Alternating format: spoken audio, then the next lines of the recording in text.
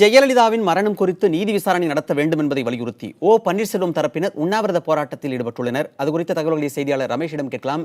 ரமேஷ், சென்னை போராட்டத்தின் தற்போதைய நிலை என்ன? இந்த சென்னையில் நடக்கிற போராட்டத்தில் முக்கிய பிரமுகர்கள் யாரெல்லாம் பங்கெடுத்திருக்காங்க? அதாவது அதிக அளவில் வெயிலையும் பொருட்படுத்தாமல் ஏராளமானோர் இங்கு குவிந்திருக்கிறார்கள். குறிப்பாக 3000க்கும் அதிகமானோர் மக்கள், குறிப்பாக அதிமுகவை சார்ந்தவர்களும் மற்ற பொதுமக்களும் பங்கேற்றிருக்கிறார்கள். குறிப்பாக இந்த ராஜரத்னம் ஸ்டேடியம் இருக்கக்கூடிய ருக்குமணி லட்சுமதி சாலையில் தற்பொழுது போக்குவரத்து நிறுத்தம் செய்த அளவிற்கு கூட்டம் என்பது இருப்பதால் அந்த பகுதியில் போக்குவரத்து நிறுத்தப்பட்டிருக்கிறது. இதனால் மாற்று வழிகளில், குறிப்பாக மாண்டிய சாலை, அதே போல கல்லூரி சாலை, ஆந்தியன் சாலை உள்ளிட்ட சாலைகளில் போக்குவரத்து நெரிசல் அதிக அளவில் இருக்கக்கூடியது நம்மால் பார்க்க முடிகிறது. அந்த அளவுக்கு மக்களுடைய வருகை என்பது அதிகமாக இருக்கிறது. அது மட்டுமில்லாமல் முக்கிய தலைவர்கள் இன்னும் யாரும் பேசவில்லை. பன்னீர்செல்வம், பொன்னியன், அதே போல முக்கியமாக இருக்கக்கூடிய மதுசூதனன் உள்ளிட்ட நிர்வாகிகள் எல்லாம் பேசவில்லை. குறிப்பாக அதிக கேள்விகளை ஜெயலலிதா மரணம் குறித்து சில நாட்களுக்கு முன்பு பத்திரிகையாளர் சந்தித்த PH பாண்டியன் இன்னும் பேசவில்லை. அவர்களெல்லாம் பேசுவதை கேட்பதற்காக ஏராளமான அதிமுக தொண்டர்களும் மக்களும் குவிந்திருக்கிறார்கள். அதிக அளவில் குறிப்பாக இப்போ பேசியிருக்கிறது பாத்தீங்கன்னா சங்கரதாஸ் என்ற அதிமுக முக்கிய பேச்சாளர்களில் ஒருவராக இருக்கக்கூடிய பேசிக் கொண்டிருக்கிறார். இதற்கு முன்பாக மயிலாப்பூர் முன்னாள் MLA இருந்த ராஜலட்சுமி பேசினாங்க. இதுபோல பல்வேறு முக்கிய தலைவர்கள் அவ்வப்போது பேசி வருகிறார்கள்.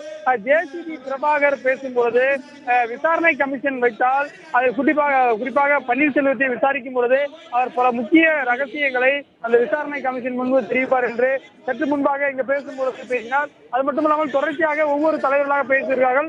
5 மணிக்கு மேல பன்னீர்செல்வம் பேசியிருக்கிறார். இதுதான் தற்போதைய நிலையா இருக்கு. ரமேஷ், இந்த ராஜரத்னம் மைதானத்தில் நடக்கும் இந்த போராட்டத்தில் எவ்வளவு பேர் பங்கெடுத்திருக்கிறார்கள்? ஒட்டுமொத்தமாக என்ன மாதிரியான பாதுகாப்பு ஏற்பாடுகள் செய்யப்பட்டிருக்கு?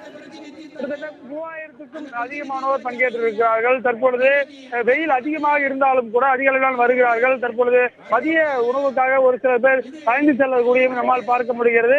தொடர்ந்து பேச்சாளர்கள் பேசுகிறார்கள்.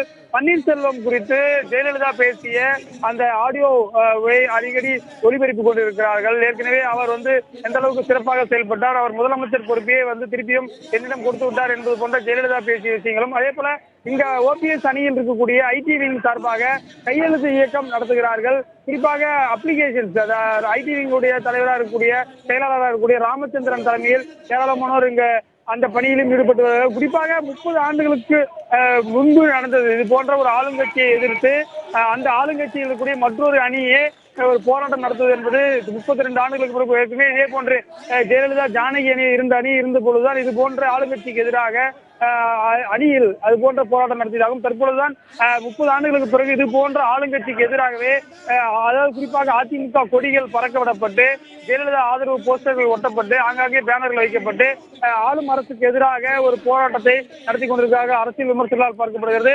அந்த அளவில் மாநிலம் தலைமையில் இந்த ஒரு போராட்டம் ஒரு அரசியை ஒரு முக்கியமாக பார்க்க வைக்கிறது என்ற அளவுக்கு சொல்லக்கூடிய அளவிற்கு இன்றைக்கு அந்த உண்ணாவிரத போராட்டம் இருப்பதை நம்மால் பார்க்க முடிகிறது. ரமேஷ், தமிழக அமைச்சர்கள் செங்கோட்டையன், ஜெயக்குமார் ஆகியோர் இது ஒரு சந்தர்ப்பவாதம் என்று பல்வேறு விமர்சனங்களை முன்வைத்திருக்கிறார்கள் OPS அணியினர் மீது. இதற்கு இந்த தரப்பினர் என்ன பதில் சொல்கிறார்கள்?